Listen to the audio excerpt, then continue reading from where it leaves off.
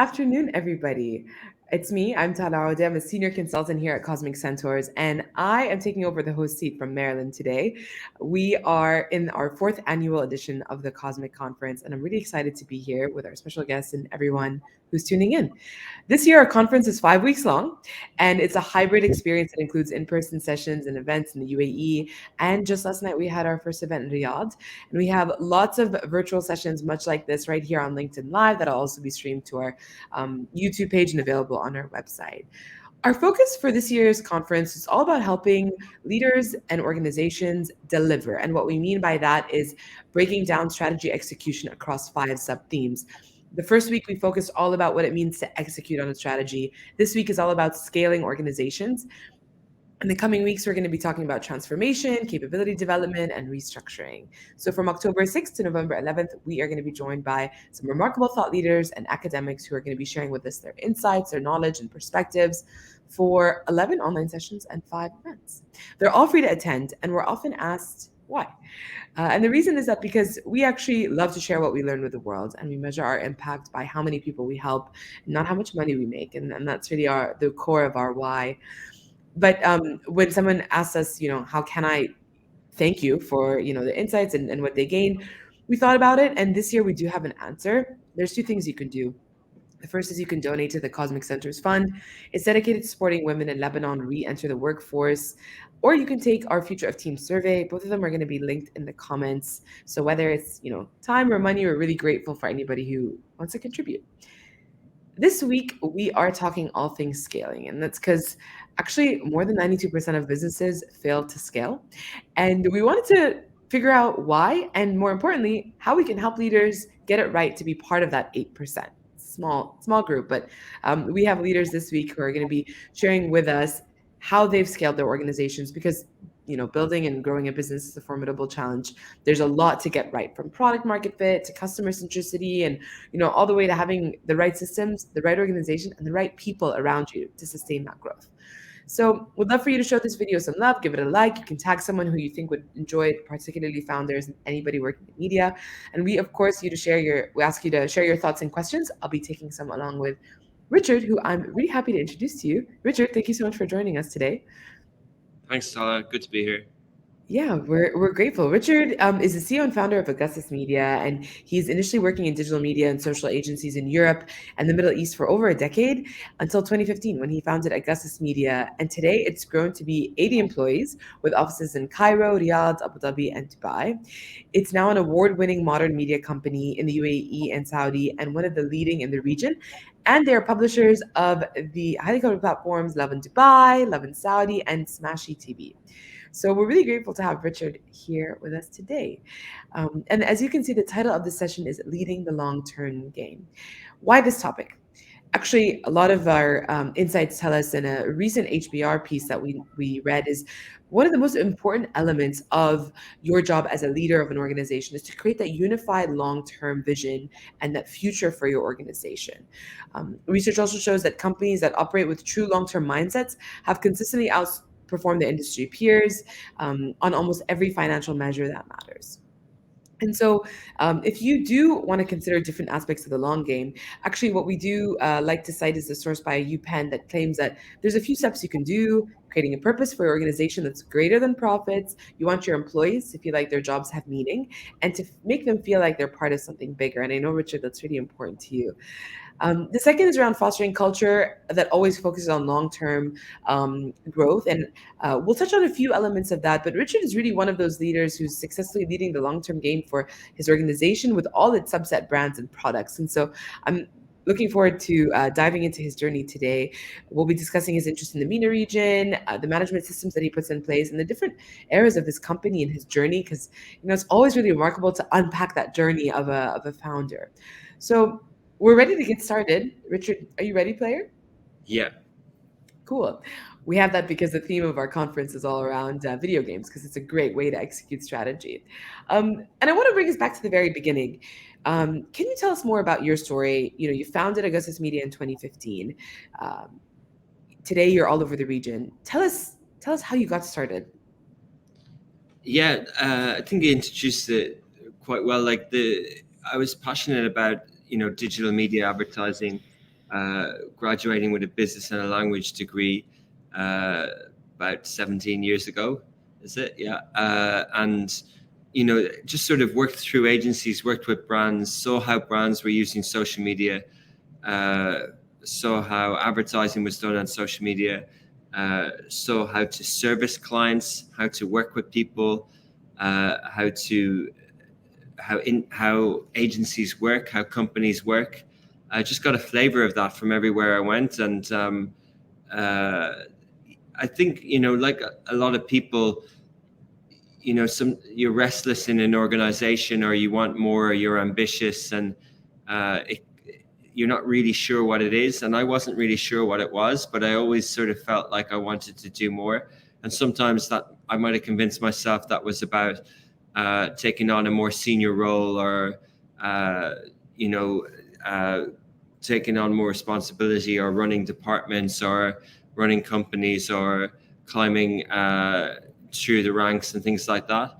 But then there was also another thought in the back of my mind, that I wanted to see how I could navigate this fast-changing media landscape myself, and be free of things that maybe would slow one down within a defined organization structure, to be able to test things out. And that's kind of background. I came to Dubai in 2012. I was in London for a couple of years before. I had a role within a large regional media agency to set up the social media department from scratch. Mm-hmm. So things that I felt like that weren't. I had a theory. I had a case that I wanted to prove. I wanted to prove that within a media company, you could make social media a standalone department that was profitable. And in London, they were doing it as an add-on.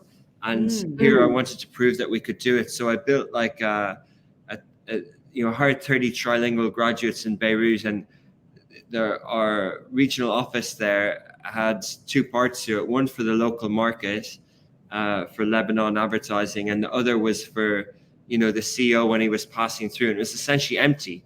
So we knocked down some walls, and we just threw in a load of community managers, and we started talking to all our clients across the network, across the region, telling them like, okay, you can buy ads, but there's also like paid owned media and earned media, and we can do organic content. We can not necessarily go viral, but we can do community management. We can build content calendars. We can launch Facebook pages, and the early days of social media agencies. So our CFO at the time was kind of like, I remember when a large financial institution told us that they were working with us, and we won a large automotive. He was like, how did you just do that? Because they were used to doing big pitches, and the rates were agreed. And like a year later, I was able to show him the same number of revenue again. But like it's still an FTE, a full-time employee model. There's still services. You still have to build a team. It's not like pure margin, but that was the exciting part. And a lot of what I learned then, I apply now in terms of their regional footprint became what I wanted to achieve with Augustus Media. I wanted to have presence in, they had 12 offices in the kind of 22 Arab League countries, and that was one of the areas, and digital was a focus. And instead of being an agency, we wanted to have our own brands. And when I sort of picked up and set up Love in Dubai as a franchise, I was delighted to see the immediate impact on like that sort of viral reach that Facebook was giving at the time, and the style of content that we were able to do was quite fresh then, but it wasn't a business. And it took a year or 18 months to sort of to turn that initial audience into a business. But I used a lot of the same principles that I'd learned in a client service environment to do that. And I wasn't like, I was relatively young. I was 32, but 8 years ago, and I didn't. I think I'd earned a little bit. Like I'd had situations through, about 10 years in offices where I would have had conflict with my bosses. I saw how good leaders manage situations. I saw how they put the business first ahead of other things. I learned a lot of things.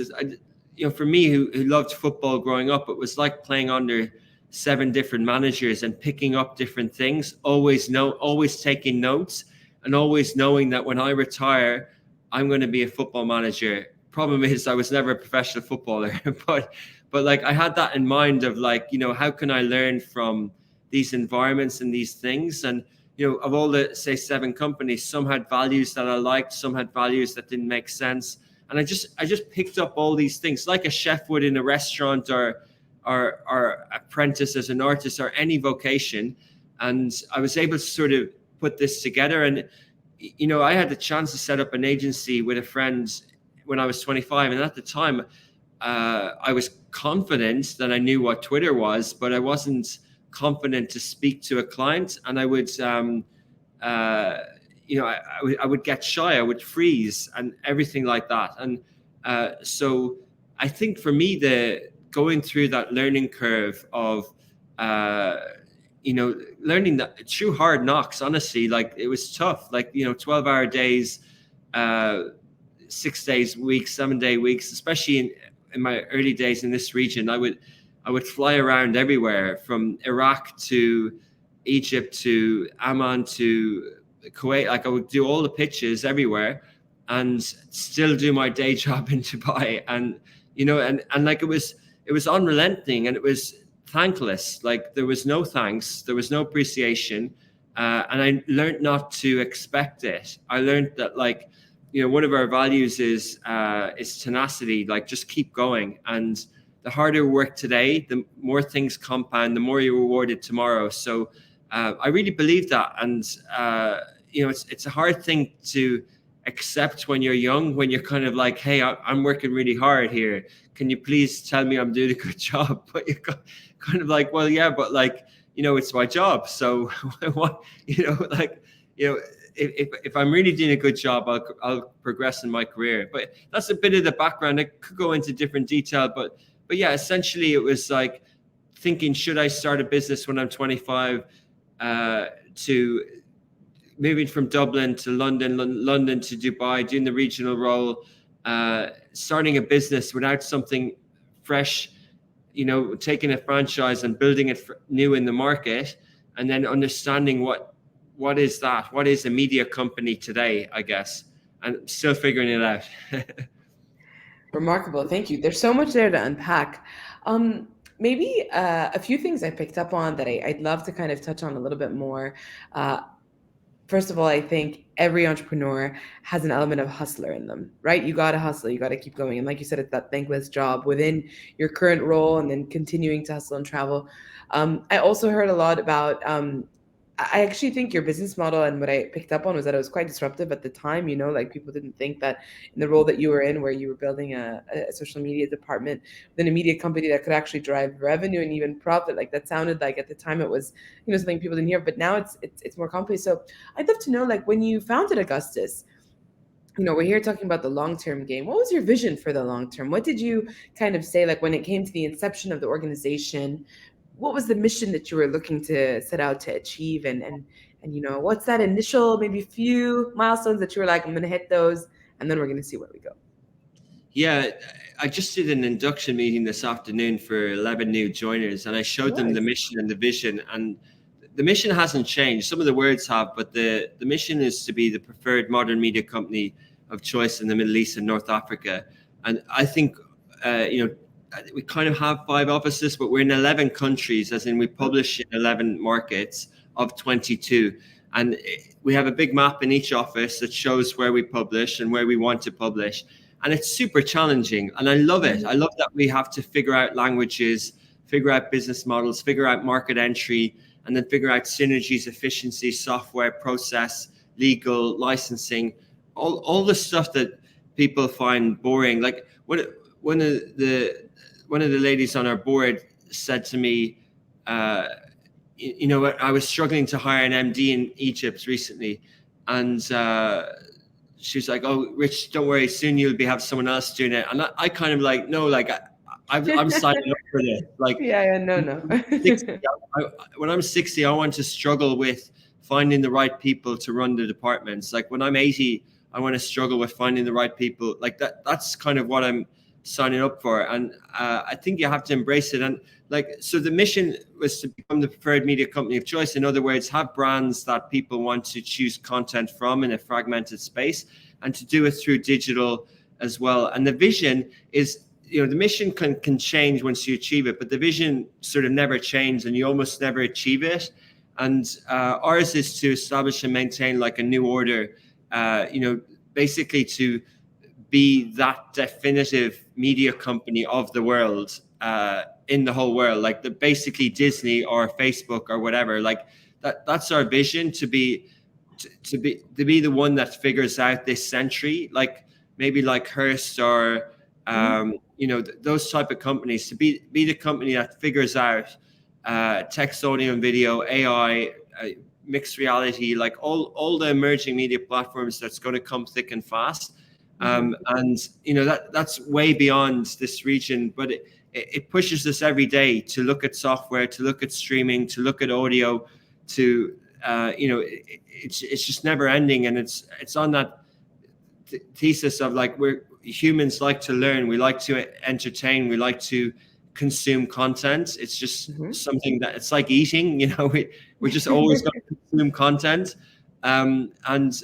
So yeah, there's as I mentioned, there's values there, and there's a definite mission there.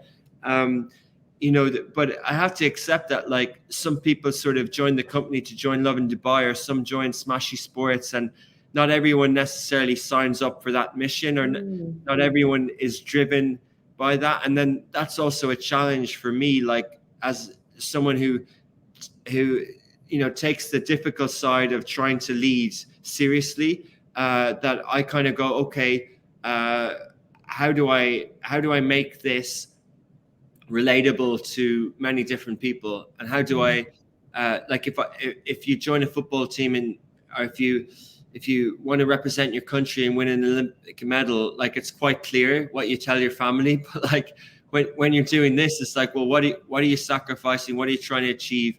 And I think a lot of people can struggle with that, with careers and vocations and stuff like that. But I do think what we're trying to achieve is quite exciting. I think it's such a young region. There's a lot betting against it, and I think media is relatively new in the region. So I think it should be exciting enough for young people to want to be part of it. Yeah, absolutely. So many amazing things that you said there. Once again, I think a few things that stand out to me are also about this piece around alignment. You have 80 staff members. I was on your website today scrolling through all their photos, and I can see where they're from. And what I think is, it's an inevitable challenge that as you grow and scale, it's like, how do you create this alignment around the mission? And what I also heard that I really resonate with about what you said is, it sounds like for you, every day is day one, right? Like it's like every day is the first day that you set out to build Augustus. Like you love the kind of the building, the growing. You want to figure out, how am I going to unlock a new market? How am I going to operationalize? I want to be with like my boots on the ground forever. And I really like that. The last thing I also picked up on that I'd love your perspective on is, this region, yes, it's all, it's in many ways in its infancy, but we have a very, what we would call like a sticky market, in the sense that we have, some of the highest mobile penetration rates, and, some of the Saudi's most, consumed in terms of YouTube and video content. The region is rife with opportunity, right? And so I think that's really exciting for you, especially given the scale of your vision. I'd love for you to tell us, like, talk to me about some of the key milestones on your journey, whether that was selecting, specific markets to go into, or whether that was building in some of the different brands that you have. You have Odium, and you have Smashy. Like, I'd love to kind of know if you can tell me like two or three really pivotal moments of your organization that you feel really shaped your journey of scaling, and that brought you to where you are today. Yeah, good question. I mean, in the early days, revenue was a challenge, and we put in about $140,000 in the first year or so, and by not being able to get people to put advertising against the Love in Dubai audience in the first year, meant that I had to go and win and pitch social media clients and get retainers in to pay the bills. And like, if I didn't win those clients, I would have kept giving away equity and kept giving away. And it was getting really tight. And like, it's hard to get people to invest in something that wasn't, it was a franchise. It wasn't new. Like, it wasn't owned. We own nothing. And like, I think by winning some of those early social media clients and like basically being an editor of Love in Dubai, letting go of the editor, leaving a startup that I was partially in at the start, and like those sort of pivotal things, like, you know, personal struggles, like selling my car, my bike broke, like all those things. That was one sort of like the early 2 years of like, okay, I have to make this work. And then that was sort of the end of 2016. The revenue was starting, the early revenue was starting to come in, and we had one or two social media clients.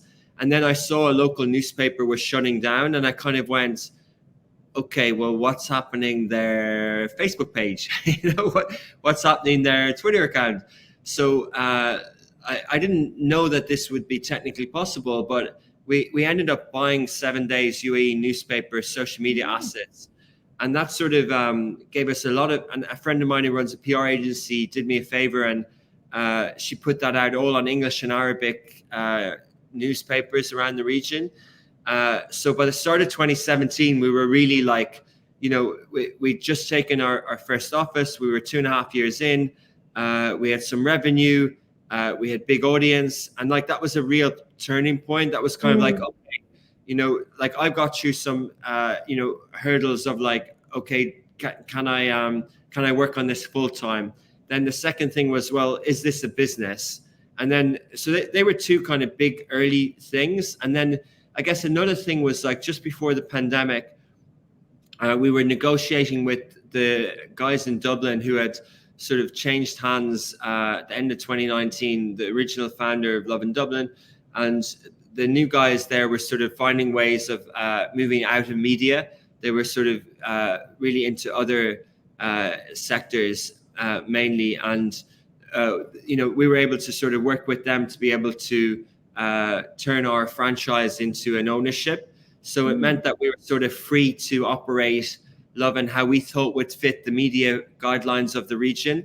And that allowed us then to sort of, okay, right, there's Love in Dubai, but what do we do? Do we do a city local brand? Do we make Love in Dubai the main regional brand? Do we make Love in Arabia? What do we do? Do we build one app, one domain? If we're launching in other cities, do we do a joint venture model and incorporate it an MOU? Do we have partners? And we were testing all these things out. And that was another big turning point. And then another one was, you know, before that we were going, okay, well, Augustus Media has Love in Dubai, but what else does it have? You know, is the agency stuff going to continue?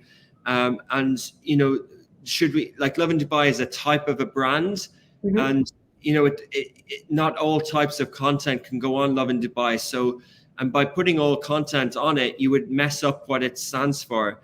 So we developed a new brand, Smashy, SMASHI, and we built verticals on the back of that to allow for more storytelling, to be able to achieve that mission and to have synergies across offices. And that allowed us to make Snapchat shows in Saudi that got really big, you know, like on Smashy Entertainment and these types of shows that sort of was another kind of a turning point. And, you know, it helped us really set up more success in our Saudi office, not just the Love in Saudi brand. And again, after the pandemic, we were trying to get subscribers and audience on our daily Arabic business channel on Smashy Business, but we couldn't. And we weren't putting enough value, and, you know, linear streaming and TV was changing. And, you know, there's lots of different types of content that people can consume. So to get their attention on a traditional format wasn't working. And, you know, we still said, okay, well, Smashy is driven for the dreamers, the doers. It's a mindset. So, and we're a non-scripted company. We do fast social curated news. Then what are the synergies? And one of them was live sports. Like, live was closer to us than scripted TV shows, or, you know, the type of skills that we had suited that. And So we saw a company for sale. A local gentleman had set up a business here during the pandemic for AI cameras in pitches across the UAE with the local federations for sports.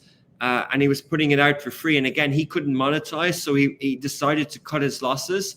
And we bought that company, Cam Plus Sports, and we put that onto Smashy TV instead of YouTube. And then we just started seeing the subscribers go up.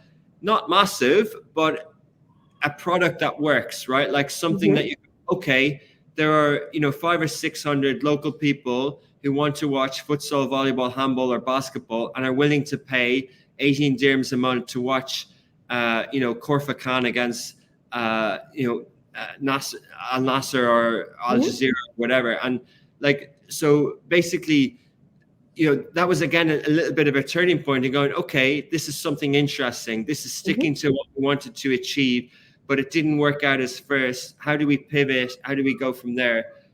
There's some other things, like some other little things on a people level, like getting the right people in place, learning from making mistakes with things going wrong with clients, things going wrong with legal issues and little things like that you just learn from. But luckily, alhamdulillah, no major issues, like no major things that sort of I think back and go, that's a big mistake. I think it goes back to sort of the theme of today. It's like, by having that long-term view, I've been able to sort of go a little bit slower and not be super hungry or aggressive and impatient on the expectation and the return on stuff, Interesting. So yeah, that's there's so much there, and I think those milestones really stand out as like learning journeys. I'm sure for you and also those who are around you, product market fit stands out to me. It's just to say that we found something that works and we're interested in the potential. How much of what you do kind of as a business leader is to experiment and try new things? And what are some of the bets that you kind of make throughout the year that you're like, is it new products? Is it new offices? I'd love to kind of hear a little bit about, because you could say there's a little bit of risky business in all business, right? You just got to make sure that you're calling the right shots. So what big bets have you made that you found really worked well beyond the streaming for the UAE Football Federation, or that maybe didn't work as well as you really thought that they would?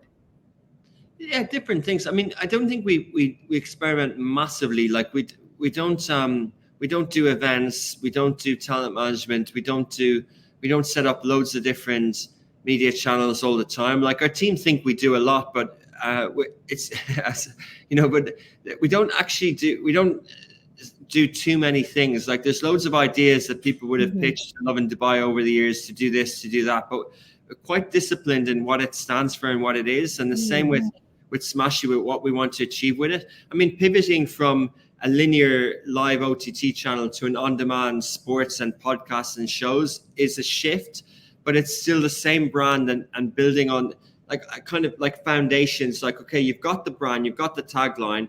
Now you just need the content and the right platform and stuff like that. Like we tried subscription on Lovin and it didn't work. We killed it. We tried Lovin Extra.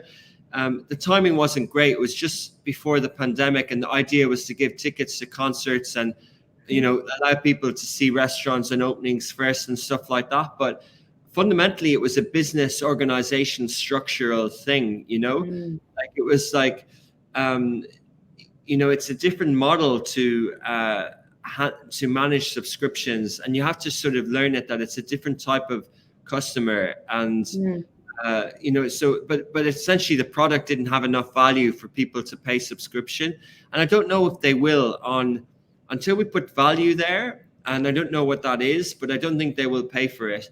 Whereas sports and streaming, they will. So we tried that. Now we're trying Love and merch, like Love and merchandise, cool branded Love in Dubai t-shirts and stuff like that. But it's been a kind of a 6-month, 12-month project, and the little committee team that are working on it are excited by it, but it's kind of like, it doesn't have real momentum and energy, and it's kind of like, I'm not so sure that's going to work, like stuff like this, like you just kind of like you test things out.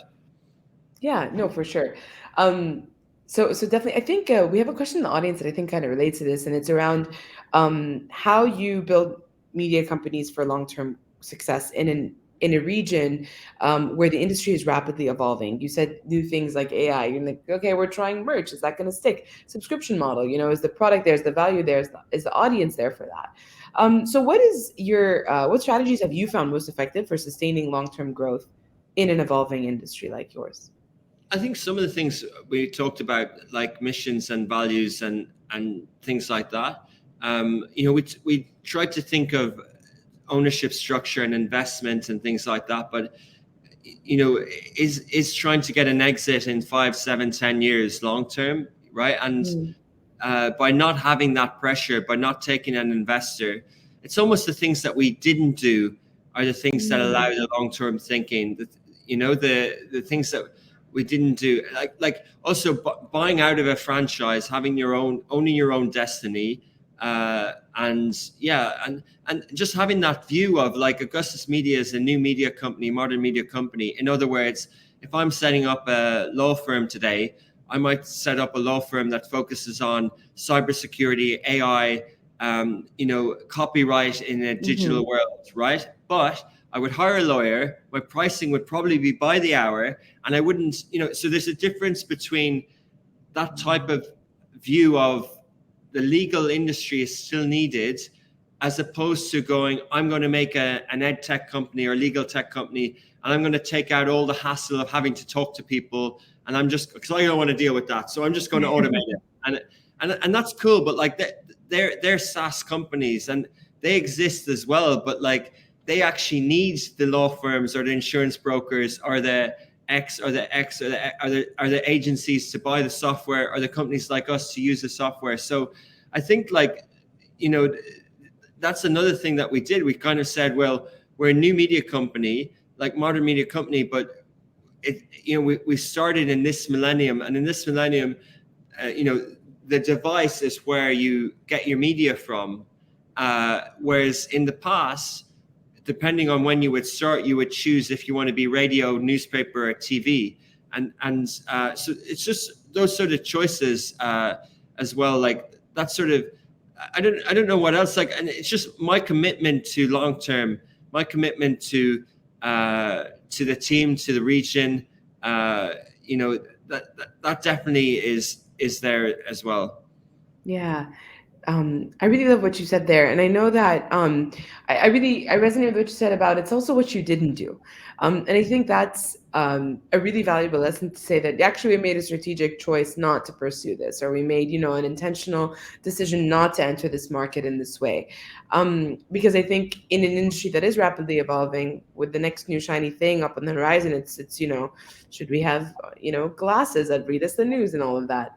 And in a recent email that was, made public around your refusal to sell your company to a competitor, you had a quote that I really loved, and it said, "I'm not in this to get rich. I want to build something special with you, and for all of that to result in prosperity for all of us, whatever that looks like." And you were directing this to your team. I'd love to unpack a little bit about the people that you surrounded yourself with in this journey as you scale, how important those first hires were, how they shaped to where you get today, and kind of what does it mean? Because leadership can be a lonely place, but when you surround yourself with the right people, who are they? For you, Richard, in your journey, and how have they helped you get to where you are today?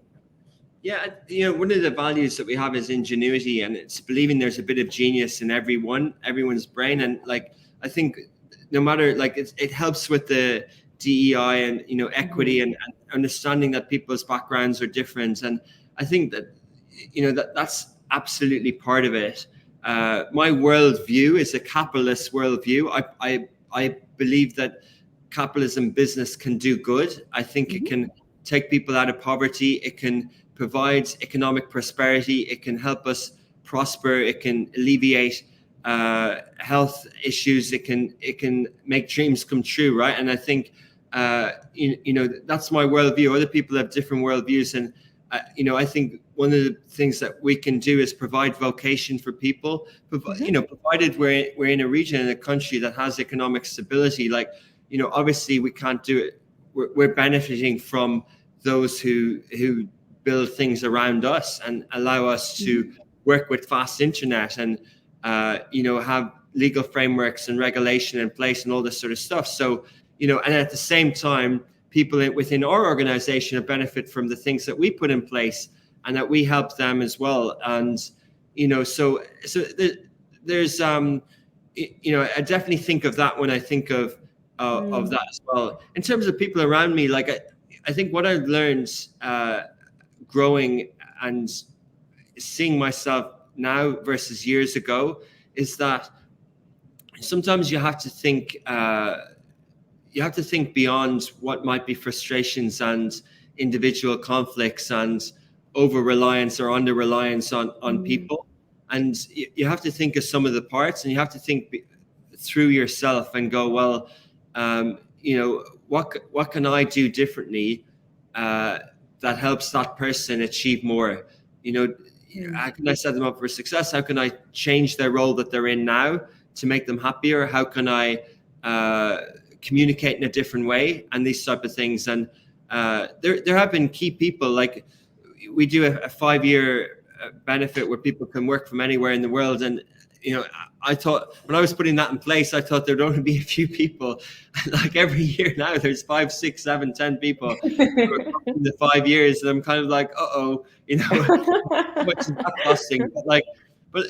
And people sort of like, people sort of stay for different reasons. And, I think maybe if I was managing them when I was really, when I had a different speed about me in terms of like, what's the word? Like a different expectation of when things should be done, I might have been the wrong manager for that person, and they wouldn't have stayed that length of time. So, I benefit from their ability because there's someone between us, me and them, who've got more patience than me. So it's purely like, it's a mix of like everyone's skill sets and everyone's sort of helping out, and not necessarily putting too much pressure on ourselves, and that side of things as well.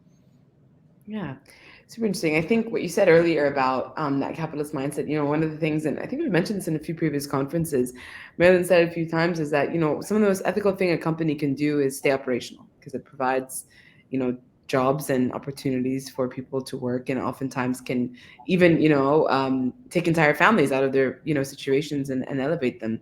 So I agree with you on that point. And I'd love to ask you, I heard a little bit about how the evolution of the company ultimately led to, you saying that I'm not the best manager for this person, but I'm going to hire, and we're going to have different levels of organizational that are going to be able to, best nurture your talent, or, best fulfill this skill-based role that is needed that I don't personally have.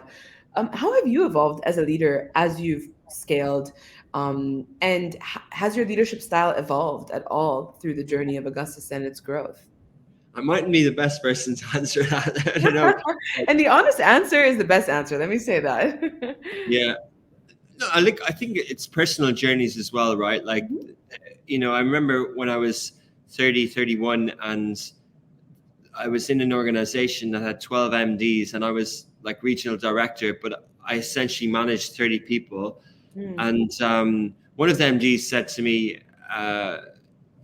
basically, why are you in this position? You're clearly not mature enough to be an MD or whatever. And I was like, yeah, but like I work way harder than you, and I'm not a bottleneck, and things don't pile up my desk, and I'm making more business revenue for this business than anyone before. So I was purely like, kind of like, how dare you say that to me? Like, no one respects you.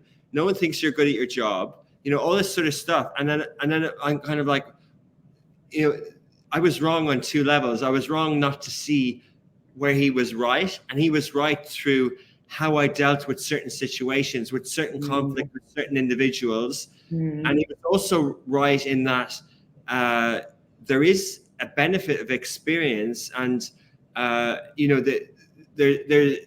going back to kind of thing that you said about like what we don't do, I think, some people when they're young in companies, they can go, I have loads of ideas. And then people who are older and more experienced might say that, okay, they mightn't have the energy or the capacity or mightn't understand the idea, but what if they did? What if they could pull the idea off and they understood it and they decide not to? They're doing it for a reason, and you have to respect that reason, and they're doing it for an opportunity cost reason, things like that. So that's one side. And the other side is like, in the past, when I used to get frustrated with a boss in my early 20s, or in my late 20s, I would get frustrated with someone who reporting into me, and it would cause conflict, and I would have sleepless nights, and I would really think that this was a big thing. It would take up headspace. And now it doesn't. It doesn't, because I learned how to let them go through their learning curve, because I already went through it, and my learning curve is to put the business first, to believe in what I'm doing, to work on me and being better at what I do, and not to make it a rich versus X situation, and to be like, okay, well, my role, and I'm an employee of my own business. I literally have a job description that I need to do. So I need to do that job. And that job nowhere does it say fight with someone and spend 10 hours of the week in meetings because you're fighting with someone. It doesn't say that. So I shouldn't do it, Love that. Yeah, no. I think that's fair, and I appreciate the honesty. I think, like you're saying, there's a lot of personal growth that happens as the year goes on, the experience, we all evolve. I know we talked a lot about the team that you surround yourself with, and I'd love to talk a little bit about, I'm going to take us off piece a little and talk about your audience, talk about those that you serve, the readers and the content consumers that you target, and how they also play a role in driving your growth and giving your team a purpose to kind of come to work every single day. How, and if at all, what type of audience centricity do you promote at Augustus? And has that been instrumental in your growth, or has that just been something that you do and you do very diligently, but growth was triggered by a few other things? Just curious on your thoughts on that. Yeah, good question. A couple of things. I think, first of all, we defined our brands as mindset brands. Like loving is loving your life, loving life, YOLO, food, fun, travel, entertainment, but it's still a local news platform. Smashy is the mindset of the opposite one, which is for the believing that there's a young cohort of people who want economic prosperity in the region, and for the driven, the dreamers, and the doers. And this is that mindset. Individuals are probably both, right? Like people watch Friends, or like I watched the Beckham documentary on Netflix, even though I don't really agree with spending 4 hours watching it, because I'm learning nothing, and I'm not learning Arabic, and I'm not like, but individuals can be a bit like fluid, but media brands and brands in general have to know what they stand for. So we have that as like 10 poles of like what we stand for as a brand. And, I think like one of our sales team recently mentioned to me that she was talking about another type of work. I forget what role it was. And she said, well, she loves sales because it's instant gratification. You can see that deal closing, and you get a feel good that you kind of achieve something every day. And I think it's the same with audience, is that like, you can see the real-time feedback that something that you thought was worth shaping and crafting in a certain narrative in a certain way, and delivering it in real time on social media and getting that instant response. And I think that's what brings people back every day. Like people love that sort of part of it. They mightn't really articulate it in that way. But yeah, like, and then, we want people to help shape the stories of the brands and the story of the region. The audience are super important. Like essentially Lovin is a community brand. Like people send us the news, like and it's not just press releases, like people send us videos all the time, stories, we're really responsive. And we used to say we try and capture the zeitgeist of what's going on. We try and really feel what's happening. Like at the moment, rent and traffic are really big, and so is the regional conflict. And like if that's really hurting people's hearts and really making people bringing on difficult times for everyone, then you need to find a way of articulating that within the media guidelines, and by doing your profession and your vocation justice in terms of finding a way to kind of capture that sentiment in a respectful way. And same with traffic, same with rent, and same with everything. And I think That's where the community meets the Hmm. content creator, and essentially it is content creation, but done through a media company, and that's what drives me. It's like, I know that I want to make Smashy a brand like MTV was a brand. I want it to be that brand that does documentaries for the unicorns companies to go public on ADX or the Tadawul, or the first Saudi person to win an Olympic in the medal in Olympic Games. That hasn't happened yet. Like if that happens in Paris next year, we want to be there, right? Like, and those type of things is kind of like that really drives me, and I hope that sort of attracts the right type of people. With content, you need rock stars, you need Yeah. passionate people, like you need people to really want to do this. And going back to the leadership part, like I don't expect people to work beyond their 9 to 6 or whatever. Like I really don't, and I pride myself when I go downstairs at 7:38 every day in the evening and there's no one in the office. I'm actually happy. I'm kind of like cool, because they're having work-life balance and to a degree. They might be online a bit at home, but like generally we're having this sort of like, people are being able to treat it like a vocation, and then receive monetary return and prosper that way. But also there isn't that huge expectation of pressure and stress and sacrifice as well. Yeah. And it sounds like it's working, because if you do have employees that are taking their 5-year work from anywhere, then you're retaining them, and they seem engaged.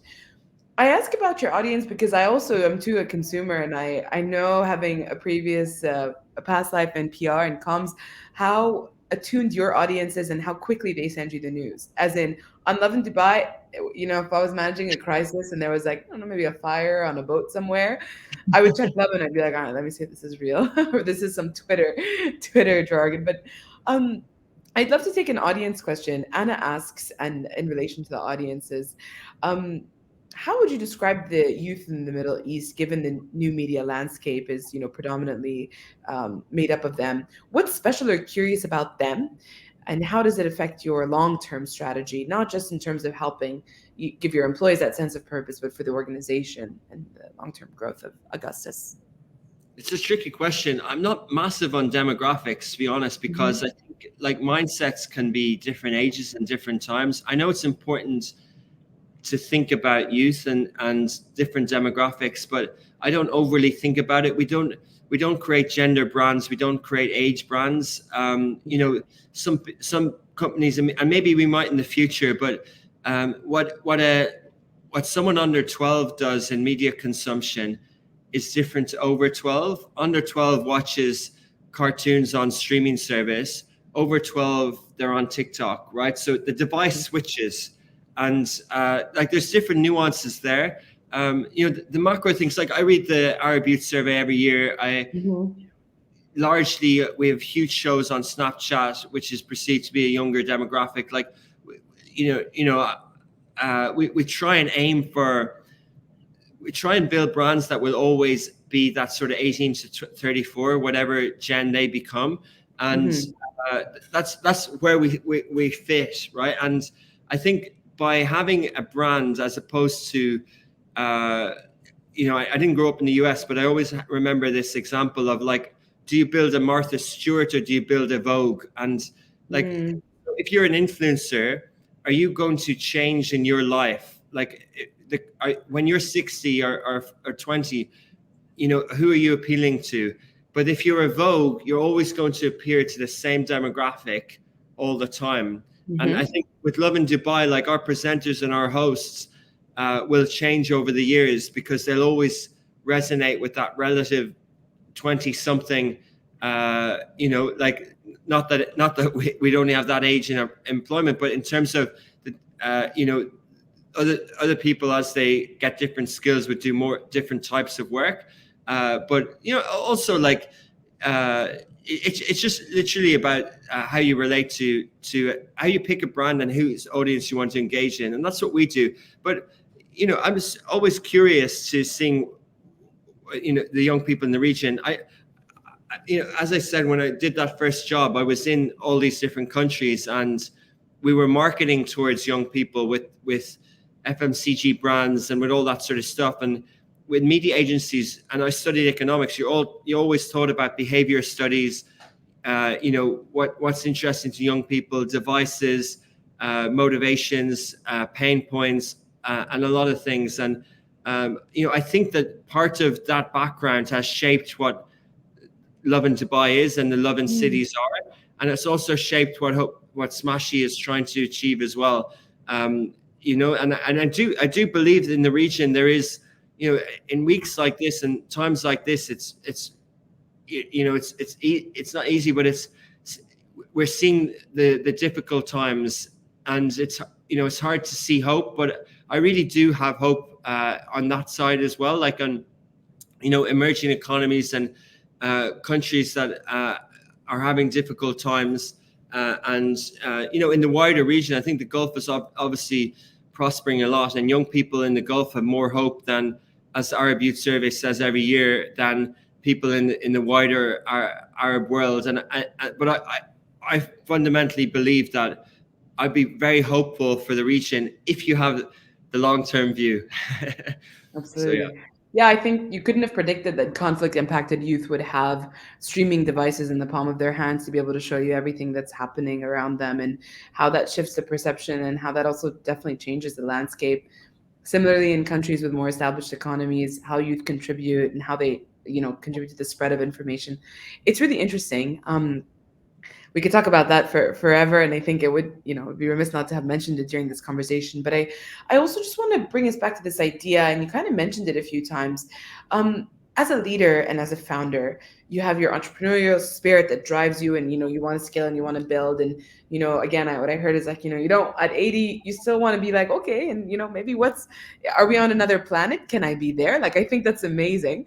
And then management is a really important part of scaling, and when you are leading for that long-term vision, you have to have systems in place, processes in place, the right teams in place, the right culture in place.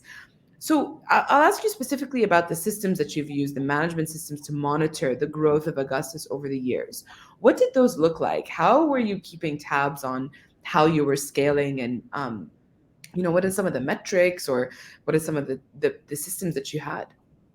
our CFO would be better placed to answer that, but like the P&Ls and normal business metrics.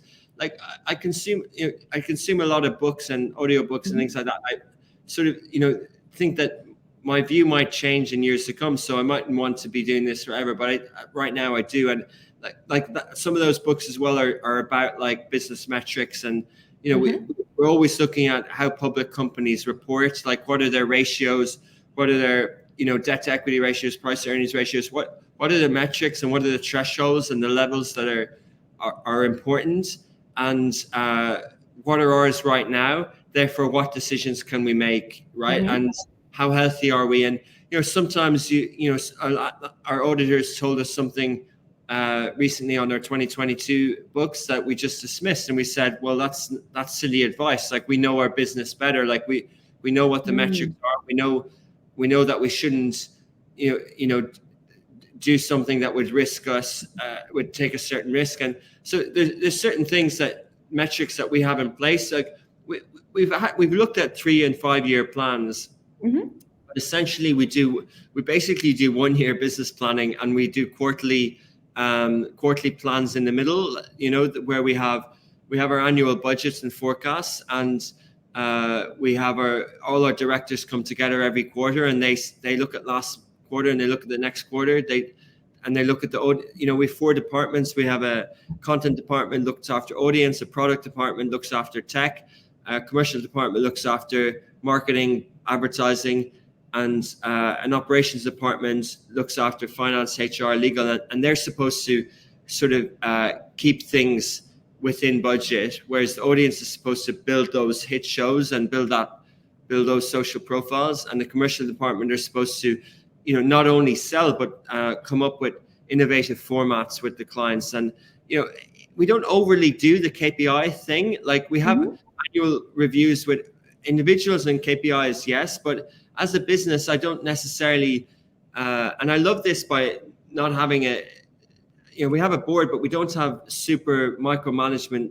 foreign owners or anything like that. And we don't have someone going, hey, when you were raising money, you said you're going to get 1 million subscribers for Smashy, and 4 years later you have 500. Therefore, right? And I think, Yeah. and so with page views, right? I see some legacy media companies still pushing page views, and I'm kind of like, you're doing it wrong. Like, Mhm. if you were doing it from scratch now, you'd be building a newsletter and subscribers. You wouldn't be building page views. Mhm. Mhm. I think like sometimes, and also legally as well, like, media companies have got in trouble in the past in the US by paying reporters to get page views. Therefore, that breeds fake news because Mhm. anything you put up can get, and like even right now, right? Like with conflict, like absolutely, we would get more engagement if we put upsetting content up, Sure.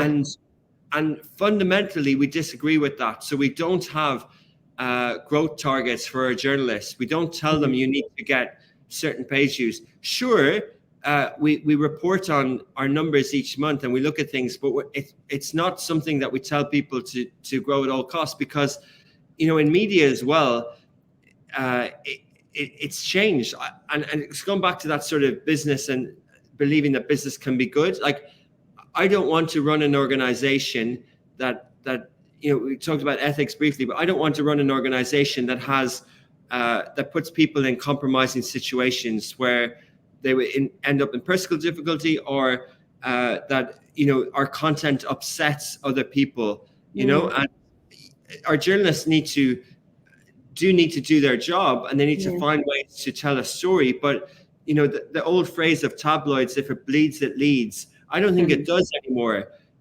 It might get you views, but it will also get you cancelled because it's so upsetting and it's so this and so that. So I think the Lovin brand, leading with trying to find the best of people and things, like other people, our friends on meme accounts will tell us that that's cringe, and like, fine, like maybe it is cringe, but like at least it's not like horrific stuff. So yeah, so it's I think definitely on the KPI side and the metrics, like we just look at the business numbers and we look at the audience numbers and sales numbers, but we don't overdo it.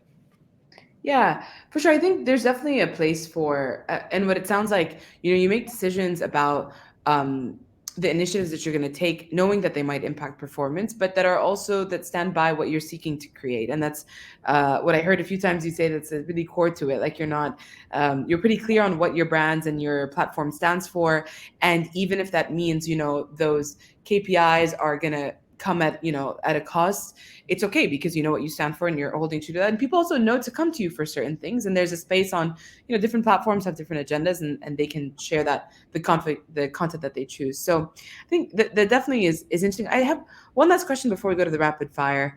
I know that we're nearing the hour, but I know that you feel quite strongly about like having processes, and I've actually worked with your teams, on the other side of things in content creation. And I'd love to know, what are the mindsets and skills that you feel have served you most as an entrepreneur? Maybe discipline being one of them, and any others that stand out.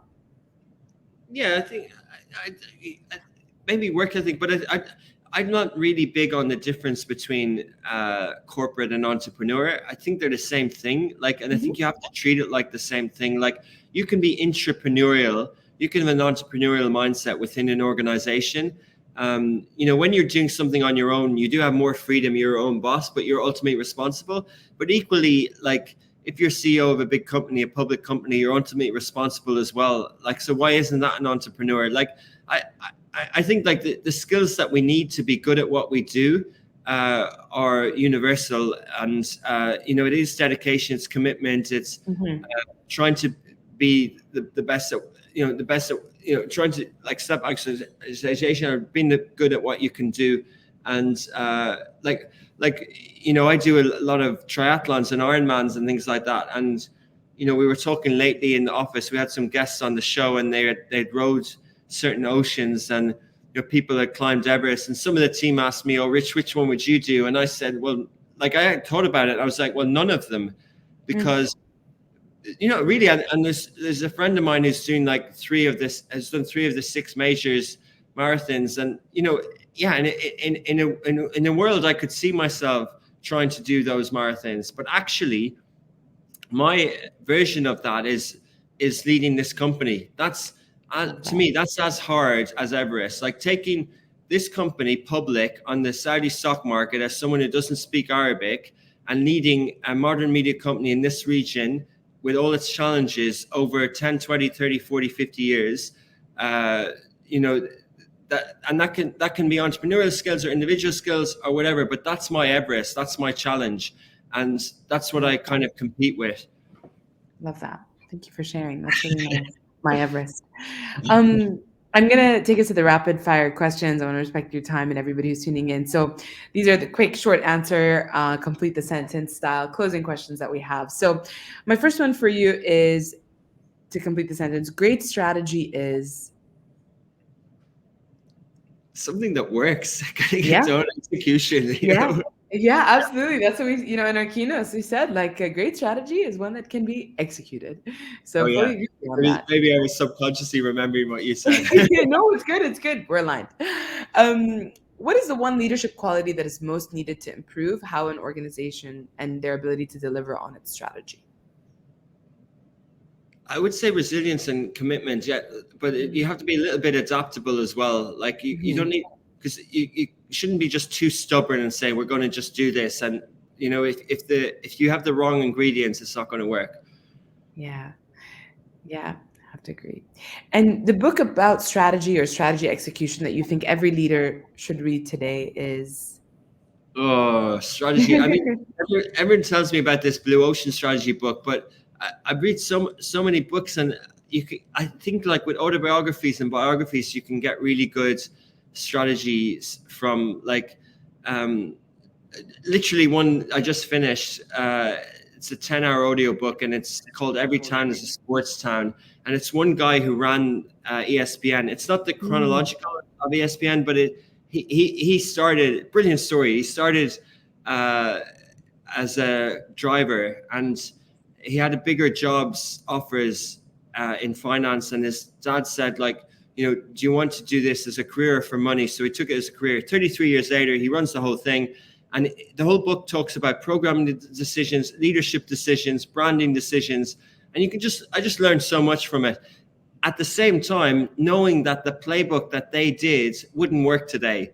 It's a different era. So you can take so much for something in strategy, but you have to find your own way you have to write your own strategy, basically. I love that. Yeah. I'll have to get the name of that specific book and the author. I'll come back to you for that. And then the last one is the ultimate mindset needed for effective strategy execution is? I keep coming back to our values and stuff like that, but that's all. You're allowed to. The tenacity, never giving up, the ingenuity, being creative, and like looking for the data points and going with your gut. I really believe in going with your gut in the decisions. I'm not I ask for the data, but then I just go with feeling, and then momentum and velocity. It's one I didn't mention. Is you have to do it. You have to. Yeah, it's all good talking about it, but you have to have those meetings. You have to create those action plans, those moments, and you really have to put energy into it. It's all about energy. Like it's all about putting that effort in. Love that. I actually really love the value of velocity, and I was thinking about reflecting on how at Cosmic Centaurs, I was like, I think there's a lot of similarities there. But thank you so much for answering all the questions, and thank you for being such an incredible guest for our Cosmic Conference. I know that we have a few questions, maybe one or two we didn't get to in the audience, but I'd love to thank everybody who did tune in and who joined us to be part of this discussion, and also all the others that have been going on. We will repost this on our social pages, on our YouTube, and on our website. And these are, once again, free to attend. If you found it valuable, I'd love for you to consider either donating to our fund or taking our team survey, which are linked in the comments section below. For more resources and articles, worksheets on strategy execution, you can visit our website, cosmiccentors.com, or subscribe to our newsletter, where we, share lots of exciting bits of information. And then we'd love for everybody to join us on Saturday, the 21st of October at 12:30, where Marilyn will be speaking to Fahad Habib, all about leading, funding, executing, and growth. It'll be the last of our scaling series before we dive into the week of transformation. So thank you, Richard, for being with here once again. Thank you to everybody else. And I wish you a wonderful day ahead wherever you are.